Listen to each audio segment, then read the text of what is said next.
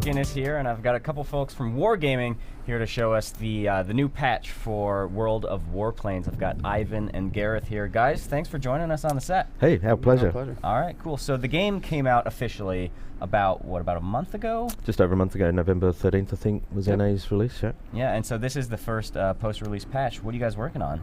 At the moment, we're working on World of Warplanes, so to answer the obvious question.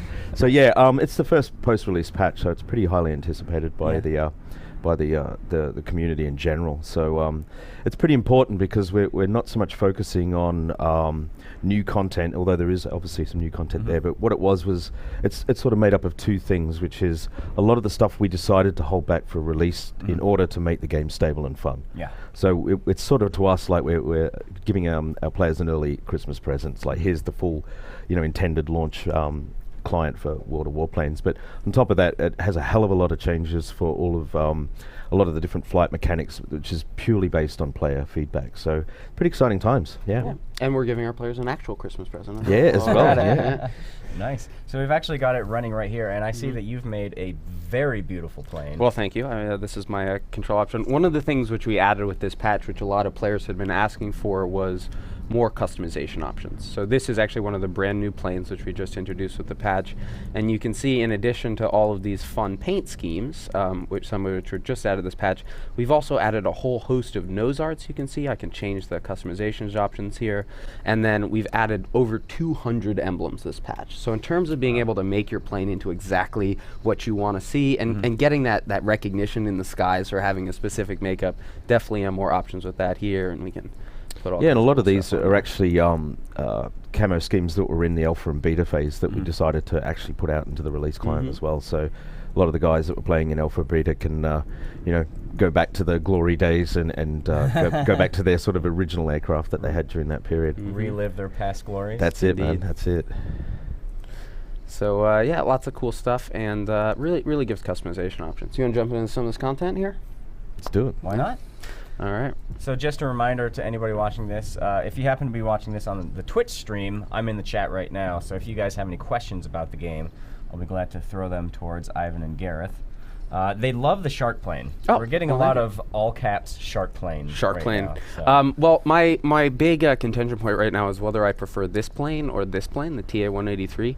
This one has sort of a weird, adorable nature to it. It's this it's very bumbling snubby. It is snubby, exactly. And as we're talking about the more modern planes we put into the game, generally they're later model prototype jets that never went into major production, but were sort of the height of technology before the end of World War II, and that's when we lost all that sort of aviation budget. Oh, okay. So these were cool concepts that were come up with by some of the world's best designers, and you can see this one has some adorable paint schemes as well. And so it's really cool to be able to fly these planes, some of which they only made one prototype of, or they made 2 or 3 of them. And we do include a bit of historical element here. You can mouse over just about any plane, it'll tell you a further modification of the FW-190 featuring heavy armament. So while you're playing, you can learn a little bit of history. So with these rare prototype planes, how do you guys go about deciding how they handle and how they fly in the game? That's a pretty good question. So it sort of goes back to World of Tanks, to be honest, in that one of the sort of pillars of wargaming, and especially the trilogy, so warships and warplanes and tanks, is that everything's based off, like Ivan said, either actual tanks or planes or ships, or prototypes that did exist. So all of the specs for everything we do does exist. Yep. And with a lot of these ones, the amount of just pure research that goes into these planes and into these maps and every element of the game really is just incredible. If there was ever a model of this plane or it's around, we'll try and find it, which includes occasionally digging them out of the English channel. Absolutely. We actually employ military historians, that like the Chieftain, for instance, from World of Tanks, and those guys fly around the world, go to actual living examples of planes, go to archives and get the blueprints. We've got some blueprints in the wargaming office at the moment from actual warships that are like 10 feet long. Wow. So they go to incredible details. Somebody just said, "Is there a flying saucer in the game?" There almost there actually is. It's still in there. Oh, really? Yeah, it's in the Area 51 map. Right. If you look around, you will find it. You can't fly it, but it is there. We also had the famous F5U Pancake, talking about those crazy prototype planes yeah.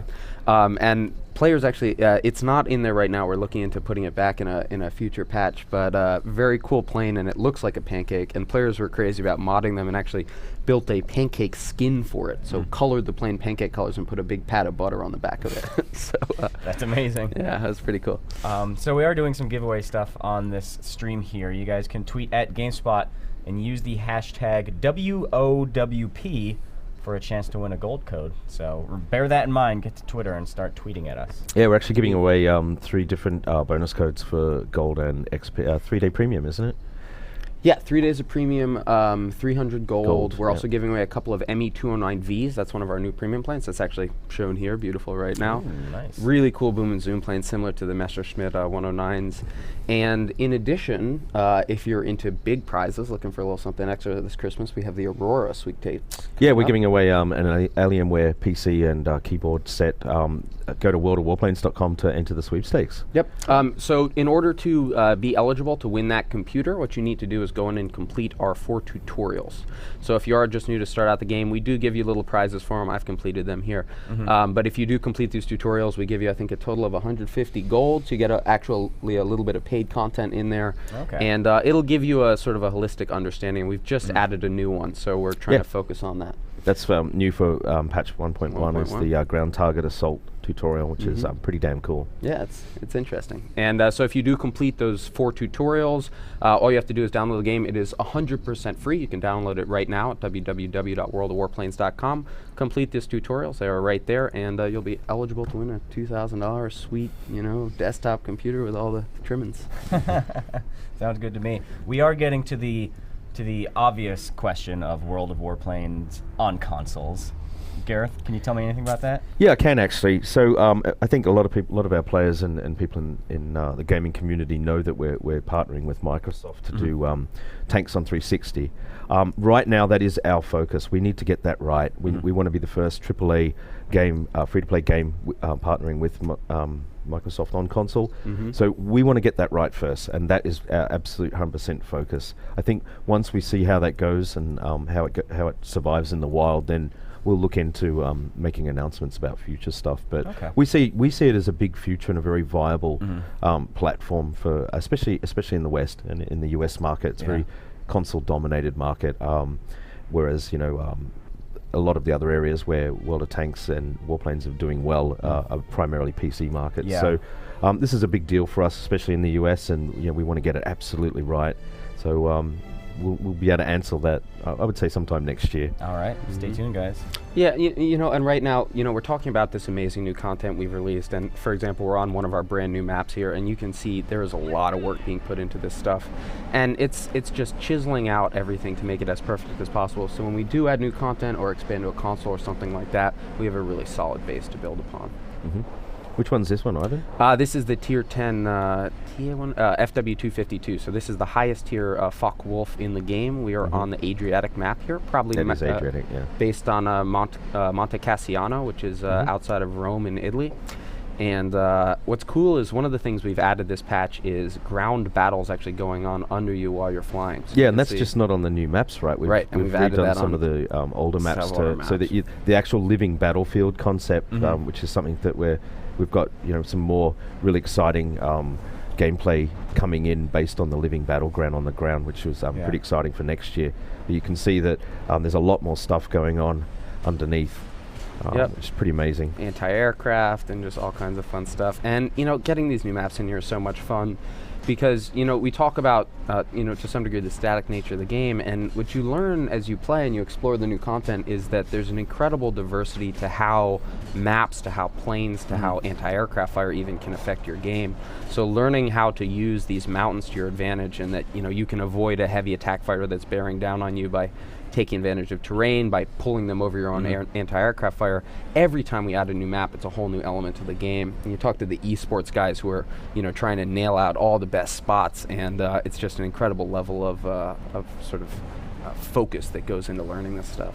Yeah, I don't think maybe a lot of players don't realize it, but the whole ground supremacy element has had a pretty big revamp in 1.1. We've changed the balancing for supremacy based on taking out ground targets. And it's a constant evolution in the game. Being an online game and with the nature of it is, it's always evolving and changing. That's what I get for not paying attention.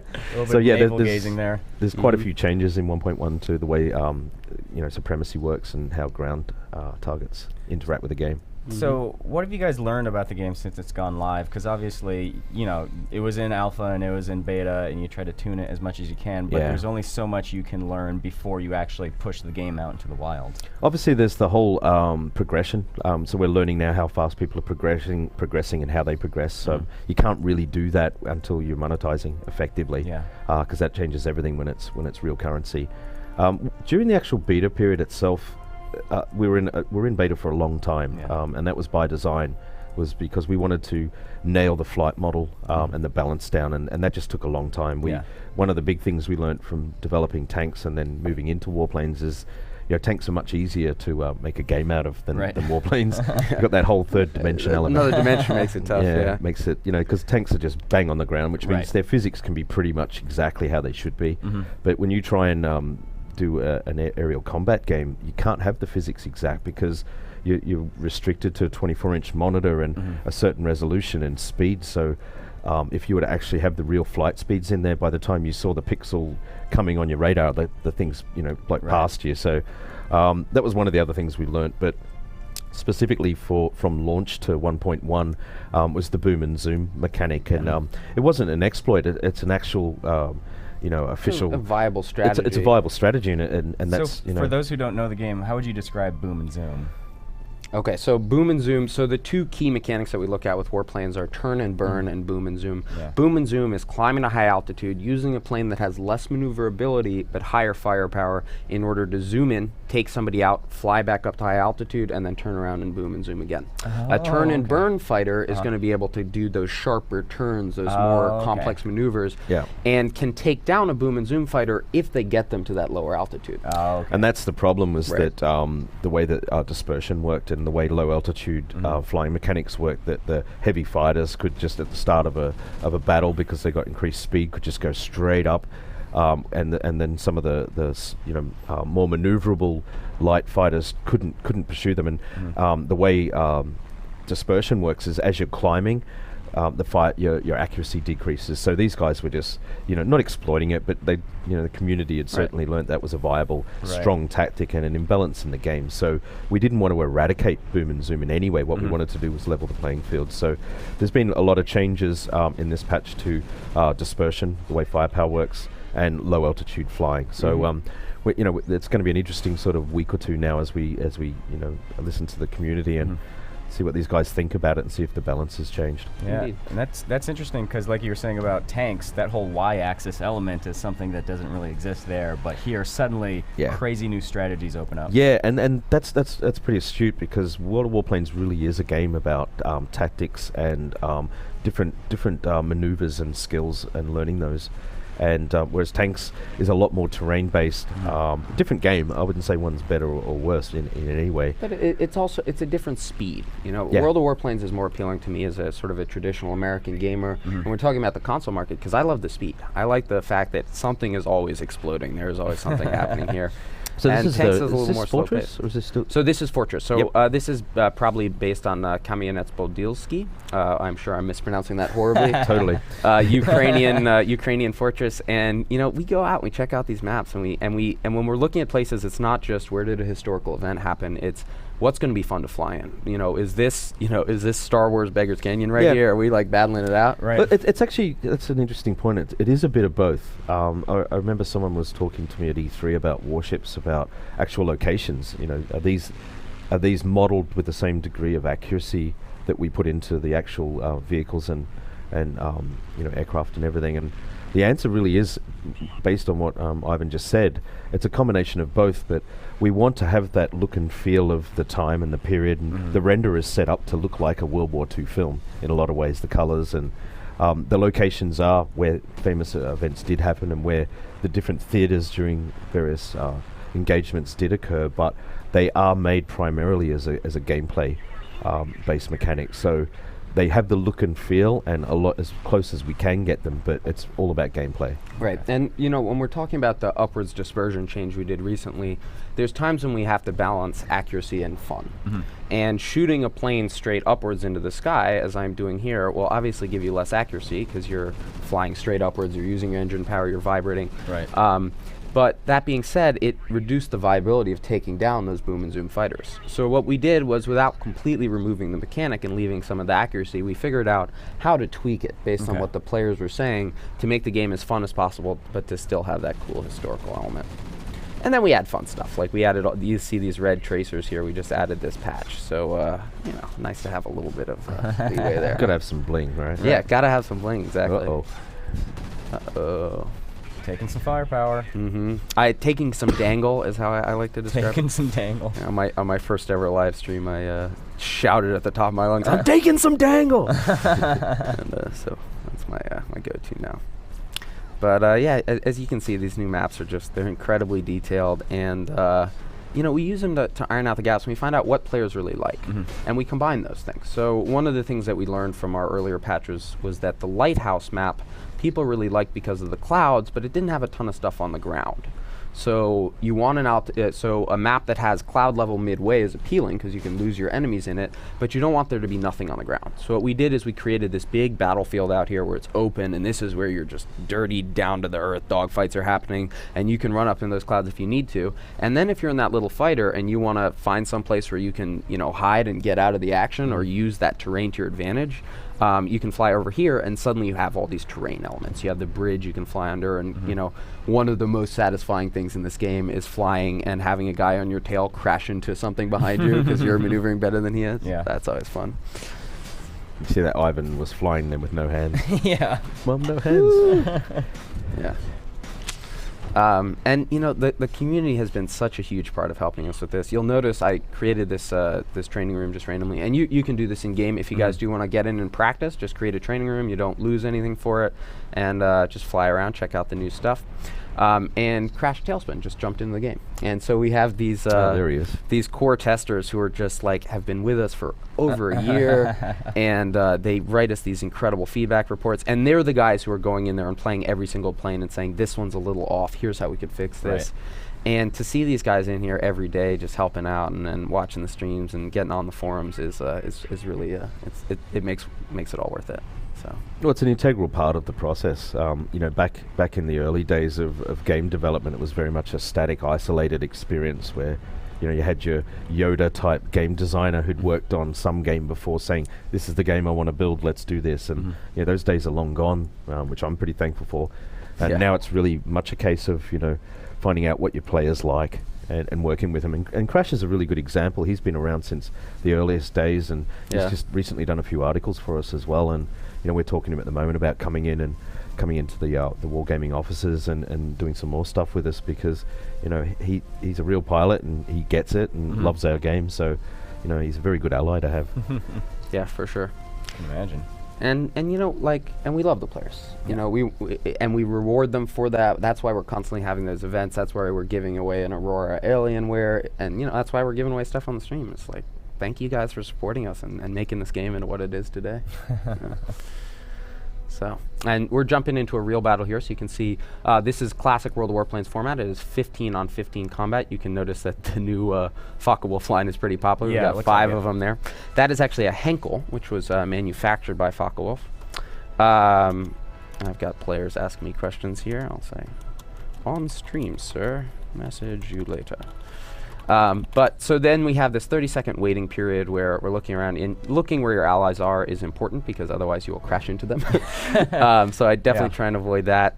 And this is Pacific. This is one of our classic maps. And you can tell just the reflections on the water, the level of detail on the planes, watching the sun glint off the wings is very cool.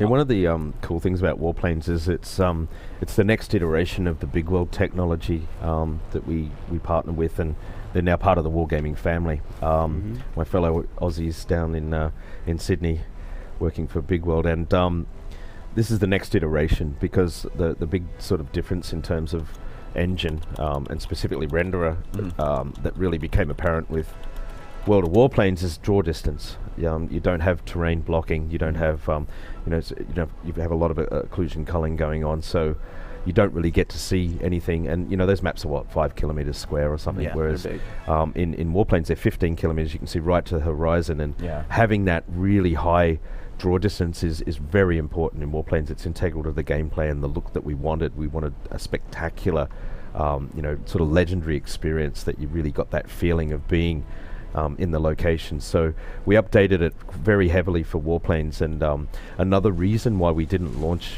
Warplanes with as many features and where a lot of the planes that we're introducing on 1.1 was that we wanted to optimize the renderer to work on min spec.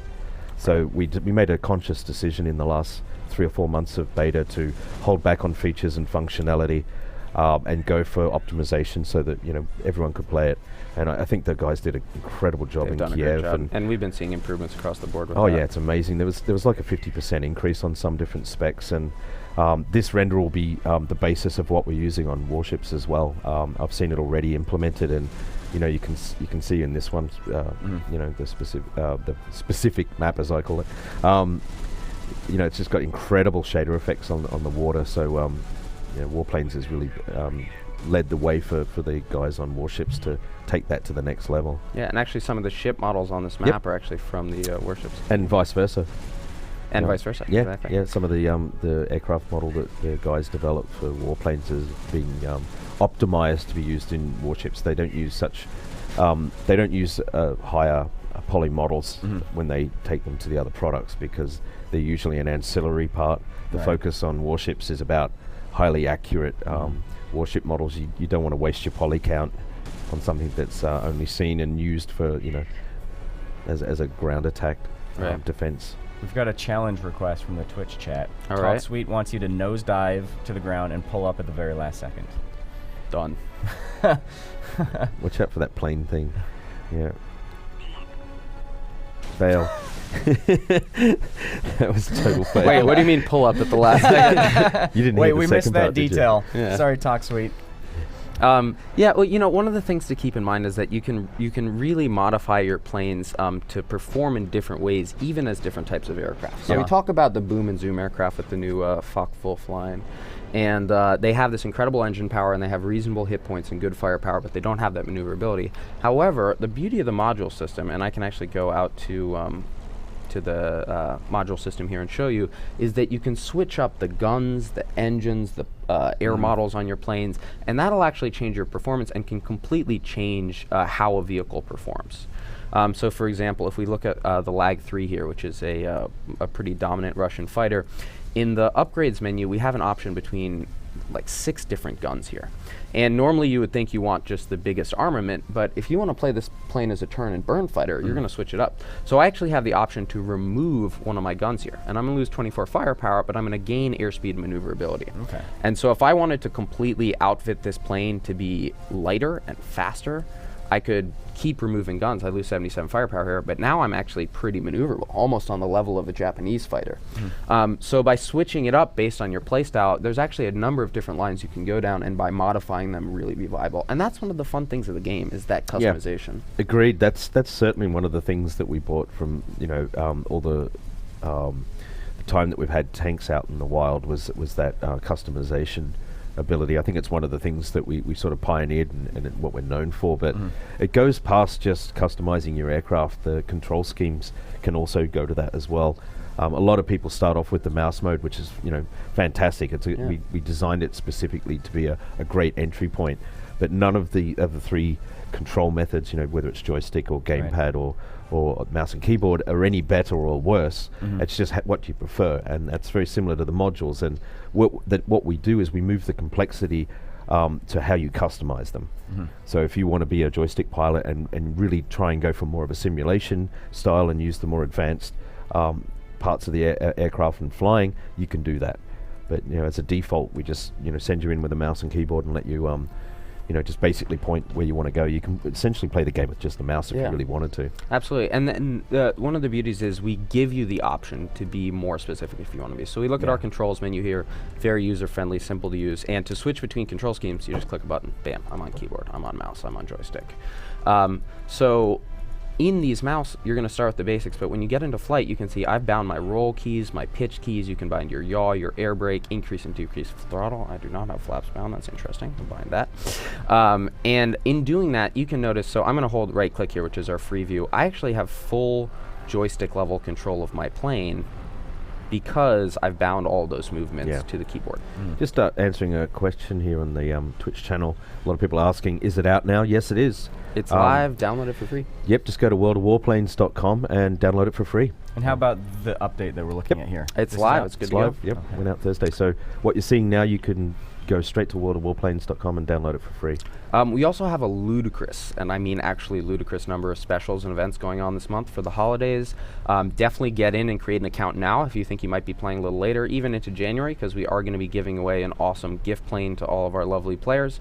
And details for that are on the website. In addition to that, we have just crazy discounts. All the tier 5s are 30% off starting today. All of the tier 4 premiums are 50% off, 50% off on ammunition consumables. And basically all this stuff is stuff you can get completely for free, but it right now is cheaper and will take you a little bit less work to get there. Yeah, and just for some of the new folks that have joined us today who aren't really familiar with wargaming, we now have, with the release of World of Warplanes, we've also put out the unified premium accounts. And what that means is that if you play any of the wargaming games now, so whether it's World of Tanks or Warplanes, or in the future, it's one login, one account, but not only is it just unified account credentials, it also means that anything that you earn in game is transferable. So gold and free XP, you can use them across whatever product. So if you're really into warplanes, you can spend all of your time and energy there. But if you see some sort of event happening in World of Tanks, or you like both, or you're shifting between products, or you want a specific plane or tank, you can share that across. So that means that you don't pay twice.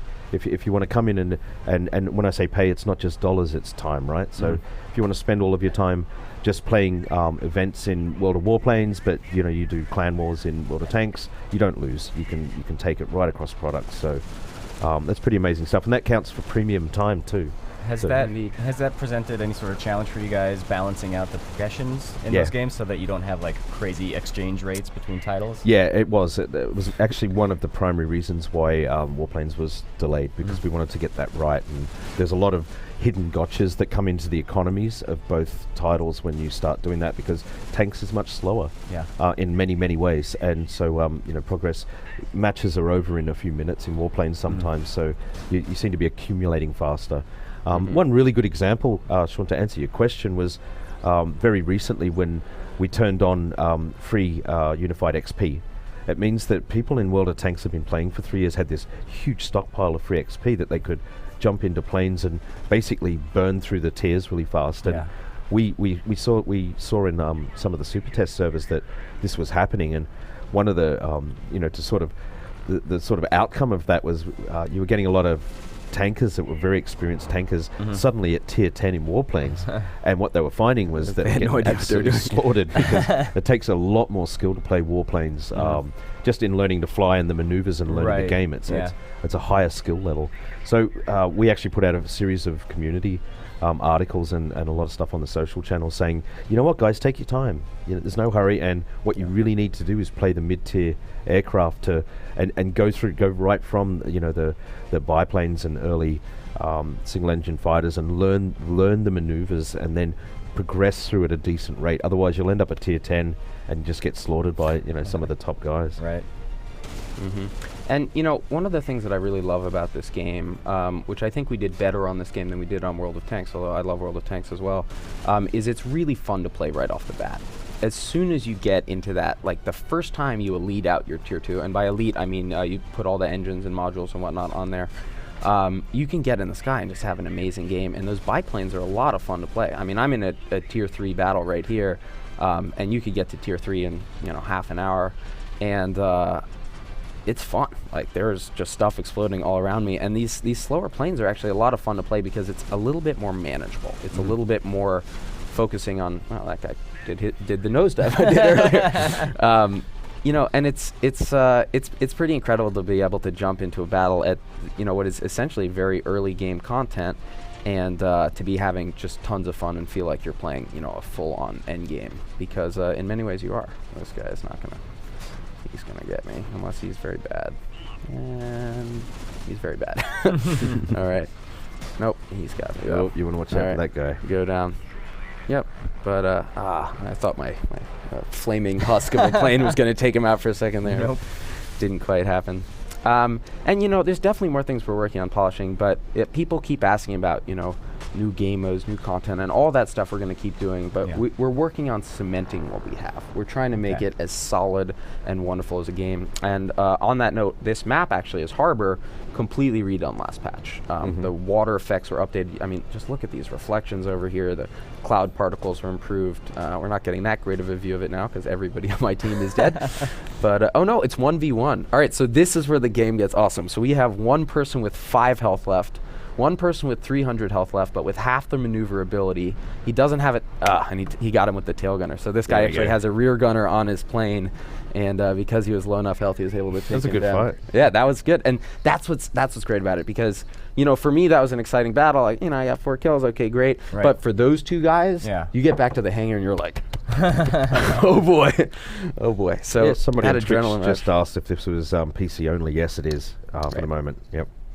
PC only. We do have a lot of users who are able to emulate on Mac clients and stuff like that, and definitely some we're looking into in the future, but for now it is primarily PC.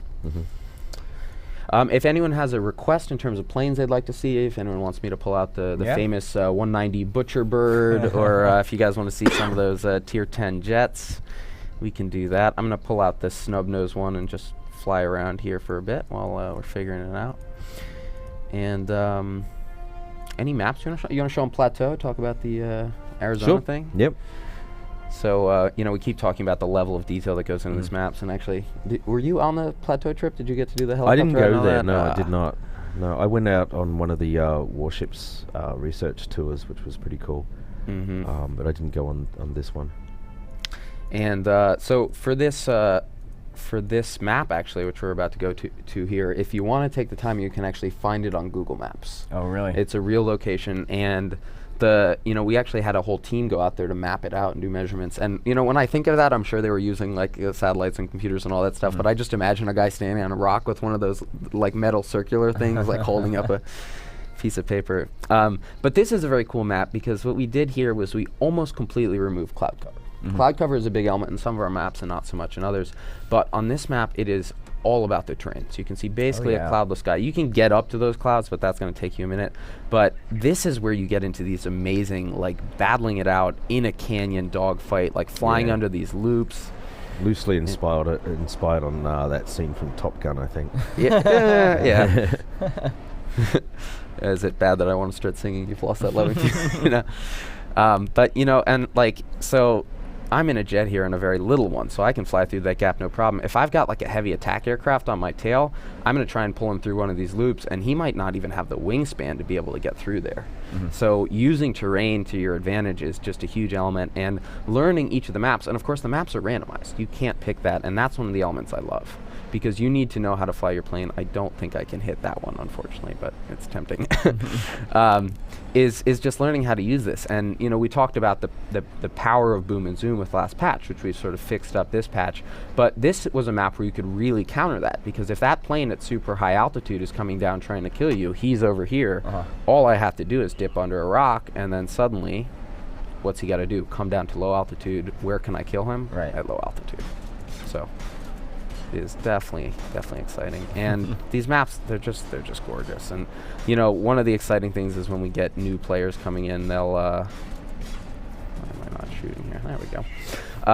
When we get new players coming in, and as they get to the higher tiers, the maps are tier based. So this is a very, very large map, which means it's going to be higher tier planes just because they're faster.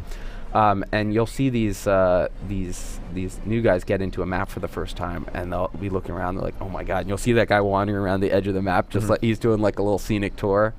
Like, all right, the map designers did a pretty good job.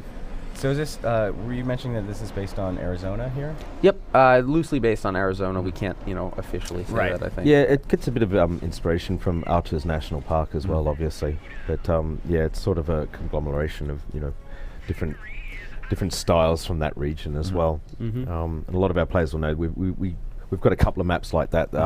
One of the ones is obviously the harbour map, so the one that's Harbor map is based cool. on. Oh, we can San show Francisco. Eastern Front as well, based on probably based on Stalingrad or something like that. So you guys have a little bit of creative liberty there with the settings. It's not all just like slavish dedication to World War II battle zones. No. We're not that specifically tied to it. It's part of sort of the wargaming ethos is historical accuracy, but we really concentrate more on the actual vehicles when it comes to that. They're much more explicit with the locations. Like I said earlier, they're quite often based on actual theaters where conflicts happen. But in the case of the San Francisco map, for example, that wasn't really a dogfight. Got on a limb with that one, yeah. Yep. So we do like to include them because they're fun. They have that historical significance, and our players are amazingly historically detailed. In customer service, I'll get these notes that are like the wing color of the third light on the left of this specific plane was only this color in 1944, and in 1945, which is the model you have, was changed to this. And I'm like, I'll fix it. Like, I never would have known that. But thanks for the heads up. So we've had some people in chat ask for enough of these little things. They want to see the big planes. They want to see some we attack got some aircraft. requests for some of the biggest aircrafts in the game. I can pull that out. I'll pull out the ME410, one of my favorites. Just check out the some of the new ones. Stalingrad map here. Yeah. Well, these are the new planes. This is a Tier 9 Focke-Wulf. Or actually, this is 252. And what were they calling it? The shark plane? That's funny, actually, because in a recent interview I did at launch, one of the developers flew out from Kiev, and he mentioned somewhere in one of the points that World of Warplanes is like sharks in the sky. And one of the media outlets, I think it was military.com, picked up on that and published the article and said Warplanes is like sharks in the sky. So they obviously went and put the shark skin in the game after that, based on that little joke. So yeah, and the American planes, our nose arts are very historically based. So like on the P-51s, for example, you can actually paint shark teeth on there. Oh, wow. Which actually a lot of people don't realize the first planes to do that were actually Germans. Really? Yeah, the shark nose came from Germany. Yeah, it was more the 50 style, the 40 style nose art was primarily American. Yeah. But and nose art has been a big focus here. We actually had a whole project going with it, and we studied some of the classic guys. You look at like Vargas and the people who sort of brought that movement to mainstream culture and the effect that had on the troops. And with the importance of customization options in World of Warplanes, nose art is very significant because not only do you establish your identity, it's like buying a new helmet in an RPG or something. You get recognized in the sky, but you really customize it and you get an attachment to your planes. And you never finish with a plane in World of Warplanes. Because of crew skills, your crew will actually continue to gain experience outside of the normal realm of your plane's experience. And that means you'll get a very, very slight performance advantage by the pilot itself. So you can actually maneuver very, very slightly better just because that pilot's better, which gives you a whole new element of Endgame. It means there's basically no limit to what level you can take a plane to, even a Tier 2, a Tier 1, based on what you like to fly. So we're jumping into a live match here? So we're in a live match here, 15 on 15. I'm in an ME410. We got a request for a big plane, so pulled this one out. This is one of my favorite planes. This is the epitome of boom and zoom aircraft. This thing has massive guns, cannot turn for anybody's business, giant tail gunner sticking out of there, and this thing is a monster. But as soon as you get in that turn and burn fight, you're done. Yeah. So there's a few people in chat asking for the UFO in Area 51 map. No, find it yourself. Yeah. If we went and showed you, then it wouldn't be a fun thing to talk about. You do get it most often if you're flying the Tier 11 Smog the Dragon, or what was the other one? Oh, the zombie plane. Yeah. So you can see my strategy here is I'm just going straight up into the sky. I'm going to try and get to about 3,000 meters here, and no cloud cover on this map, which means it can be a little bit of a dangerous maneuver. The benefit of a plane with just straight up this much engine power, and you can see our engines, we don't run out of gas, but we do overheat. You can see at the bottom here. Don't stall. Oh. So this is my engine's heat over here, and you can see as I shoot, I actually proceed to heat my cannons at different rates. So this 30mm gun does a ton of damage, but overheats very quickly. Yeah. And knowing how to manipulate that to your advantage is very big. But so now I'm doing the shark thing. I'm hovering at high altitude. I'm going to let my buddies, all the minnows, start getting into it together below me. And then I'm going to pick someone and just calm down on them and rain fire. So P-51A. Looks like all kinds of action happening below me. What do we have? Bowfighter, he's not worth my time. It looks like, and then mini-map awareness is very big, so you can see up ahead of us we have a furball going down there, and they are all basically straight below me. So what I want to do is try and take out the planes who can counter me here. So that ME-410 just went down, and it looks like Lag 3 or A7M is up next. We'll see what happens here. P-51A. You go to mine.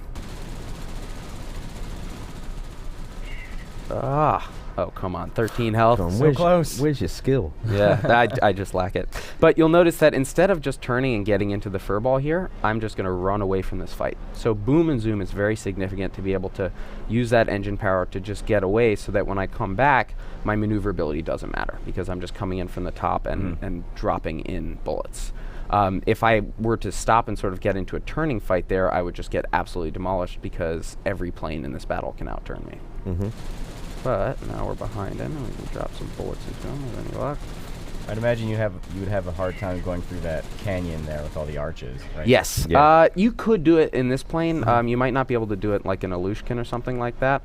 But it would it'd be definitely a little tougher than that tiny little jet we were looking at before. And Can you do it? nope. Well, maybe my rear gunner. Let's see. Oh, buddy took him down. And we do, of course, have an assist system and stuff like that, so you can get credit for helping out your buddies. Now, what is below me? And, you know, one of the cool things about this game is just learning awareness. It's a whole, you know, you get used to these FPSs and stuff like that, and it is just a whole different thing here. Like being able to trouble. Mind you, so are you if you don't pull up. Yeah. Going for the arch. Oh, do it. Nice. It's like Beggar's Canyon at home. Oh, and I got him. He crashed into the arch behind me. I did it. I'll take a high five on that one. Nice. That's nice. Yes. Oh man, and he was in a tiny little plane. You called that one earlier too. That happens like 1 in 100 battles. So I'm glad we got to see this. You know he's gonna go home and like record this live stream. Oh yeah. Yep. So that guy that just passed me, you can see he just took down 400 health in like 30 seconds. I am going down here.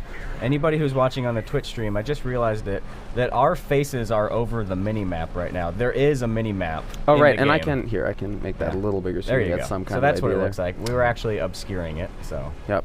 That makes sense.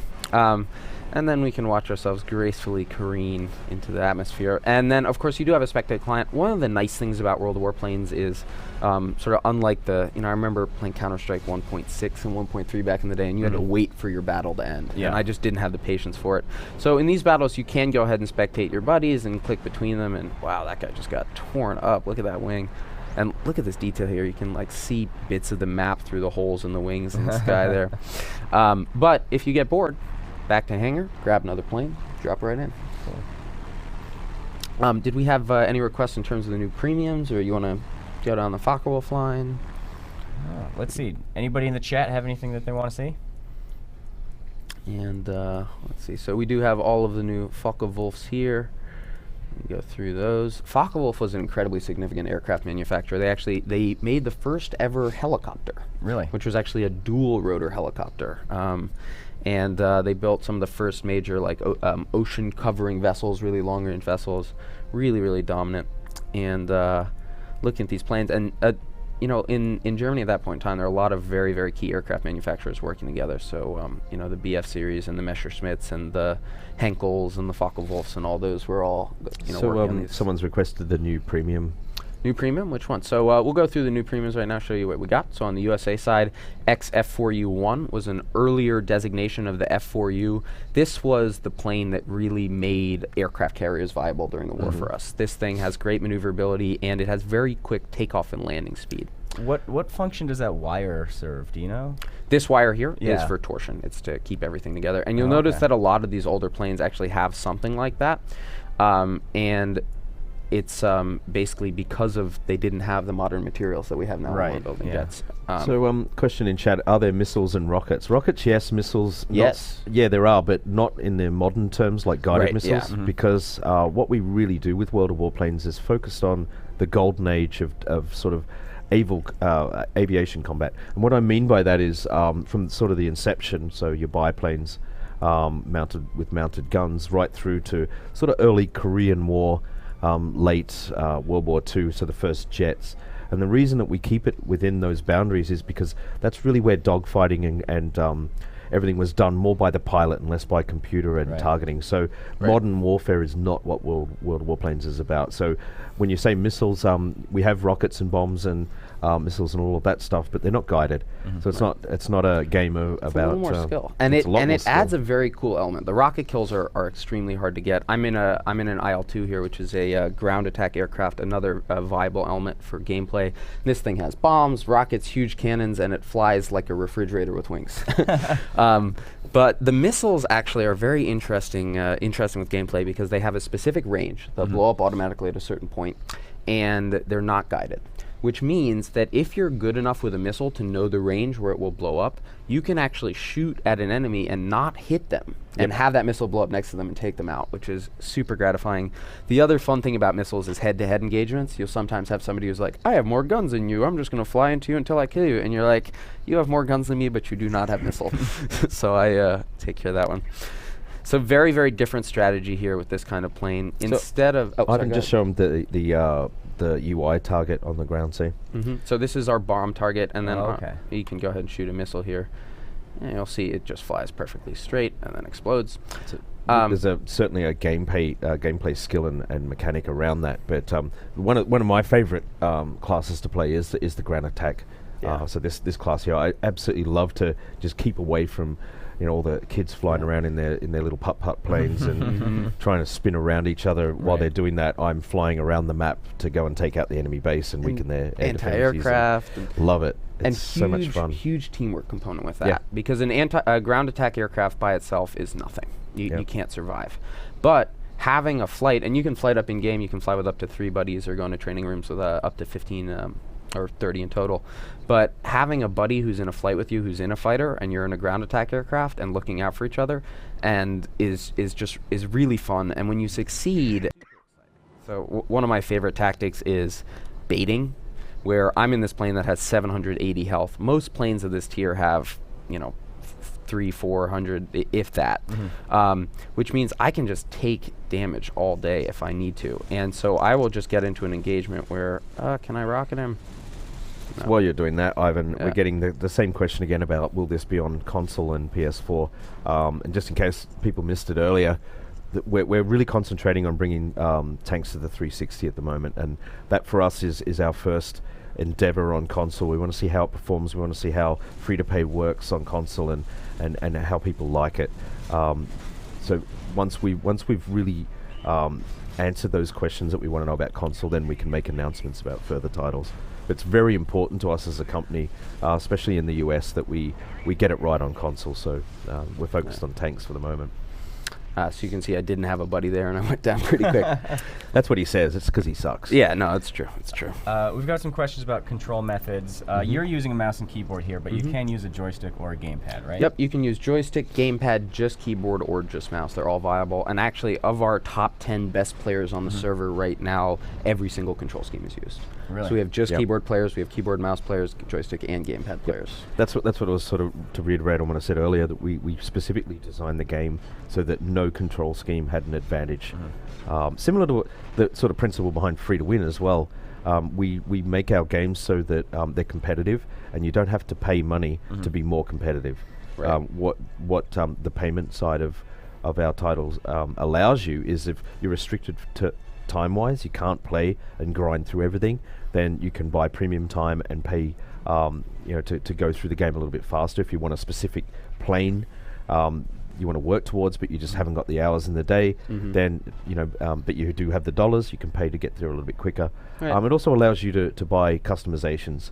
If you want specific planes in the gift shop, rare planes, premium time. So we give the customer, the player, the option to customize and spend his time how he likes, and that's we apply that ethos right through the games. Yep. And but the one thing to keep in mind with those premium planes is there are certainly limited item things that you can buy, but they're tiered at or below their comparable counterparts. Okay. So you're never going to have someone who paid for a vehicle that is more powerful than your vehicle of the same tier, which is incredibly significant for esports and stuff like that. And you'll notice that when you see our tournament teams playing, none of them are in the pay-for planes. They have advantages, and they earn more credits, which is nice because you can grind through things a little bit faster. But basically what you're paying for is convenience. You could earn every single item in the game, minus the premiums, which are lower tiered, for free. Okay. And even those customization options, you can buy them using credits, which you can earn in the game without ever spending a cent, but they'll be a limited time. So you can buy a month of Camouflage, whereas if you love this paint scheme and everybody knows that you have the shark plane with the blue dots and this nose art or whatever, you can pay to have that be permanently on there. And the equivalent cost would be something like 35 or 50 cents. So it's not a huge price point. Cool. So it looks like we're about ready to wind down on the stream here. Let's go ahead and reiterate how people can get a hold of the game. Yeah, sure. Just go to worldofwarplanes.com and download it for free today. Yeah, absolutely. Worldofwarplanes.com, just click on the game link. There's a download link right there. It is completely free. And we have some prizes, don't we? I believe, Dan, what's the deal with our prizes? Yeah. That's the deal with our prizes. This note that I was very subtly handed earlier. Follow GameSpot on Twitter. Tweet us with the hashtag WOWP, WOWP, for a chance to win a gold code. And you guys are doing your own with an Alienware PC. Yeah, right? we've got some sweepstakes running. Again, just go to worldofwarplanes.com. We've got some sweepstakes running for an Alienware computer, which is fantastic. And get in the game, try it out, and if you do those training missions, which are easy and give you free in-game content, you will be entered automatically to win that computer, and it's pretty sweet. It's a nice rig. Ivan, thank you very much. Thank you for your time, mate. Gareth? Thanks a lot. Pleasure. All right, there you guys have it. That's our stream for World of Warplanes. Thanks a lot for watching.